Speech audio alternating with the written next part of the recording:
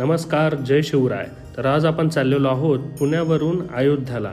सकाळी लवकर उठून एअरपोर्टला पोचल्यावरती समजतं की प्लेन थोडंसं उशिराने निघणार आहे. थोड्या वेळाने अनाऊन्समेंट होऊन बोर्डिंग चालू झाली.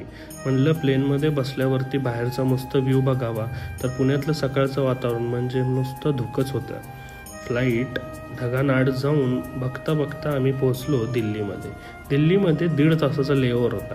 गेट नंबर 1 वरून गेट नंबर 40पर्यंत पोचता कधी 1.5 तास झाले समजलंच नाही. फ्लाईट मिस होऊ नये म्हणून पळत आलो तर या महाशयांनी सांगितलं की फ्लाईट 1 तास डिले आहे. क्या बात. कितीतरी फ्लाईट येत होत्या आणि जात होत्या, पण आम्ही अजून तिथंच होतो. फायनली अनाऊन्समेंट झाली आणि बोर्डिंग चालू झालं. प्लेनमध्ये सगळेजण बसले, पण पुन्हा थोडा वेळ थांबावं लागलं. फायनली प्लेन टेक ऑफ झालं आणि आम्ही गेलो ढगांच्या आड.